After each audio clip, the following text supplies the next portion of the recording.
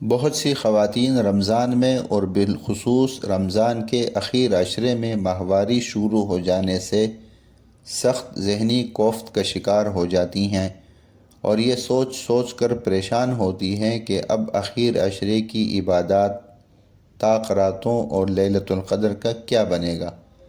ایسی تمام خواتین درج ذیل 3 نکاتی ایجنڈے پر عمل پیرا ہو کر لیلۃ القدر سمیت آخری عشرے کی برکات سے استفادہ کر سکتی ہیں۔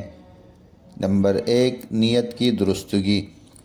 خلوص نیت کے ساتھ یہ سوچے کہ یہ شرعی عذر اللہ کی طرف سے ہے، اور اگر یہ عذر نہ ہوتا تو میں بہترین انداز میں عبادات میں مشغول ہو کر اپنے رب کو راضی کرتی۔ اس اچھی نیت اور ارادے پر مقبول عبادات کا انشاءاللہ اجر و ثواب ملے گا۔ نبی اکرم صلی اللہ علیہ وسلم نے غزوہ تبوک کے موقع پر ارشاد فرمایا کہ کچھ لوگ مدینے میں ہمارے پیچھے رہ گئے ہیں، لیکن ہم کسی بھی گھاٹی یا وادی میں جہاد کے لیے چلیں تو وہ ثواب میں ہمارے ساتھ شریک ہوتے ہیں۔ پھر آپ صلی اللہ علیہ وسلم نے ارشاد فرمایا، یہ وہ لوگ ہیں جو عذر کی وجہ سے ہمارے ساتھ شریک نہیں ہو سکے۔ نمبر 2، عبادات کرنے والیوں کے ساتھ تعاون۔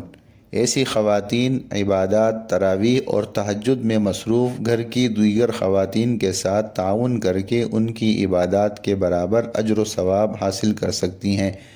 یہ تعاون ان کے کام نمٹا کر، ان کے لیے سحری و افطاری تیار کر کے، ان کے بچے سنبھال کر اور دیگر طریقوں سے حاصل کیا جا سکتا ہے۔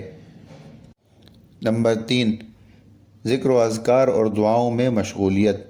ناپاکی کی حالت میں ہر عبادت ممنوع نہیں ہوتی، بلکہ ذکر و اذکار اور دعائیں مانگی جا سکتی ہیں۔ لہٰذا ایسی تمام خواتین عبادات سے بالکلیہ کنارہ کشی اختیار نہ کریں، بلکہ ذکر اذکار، درود شریف، شب قدر کی مسنون دعا اور دیگر دعاؤں میں مشغول رہ کر اخیر عشرے تاقراتوں اور شب قدر کی برکات حاصل کرنے کی کوشش کریں۔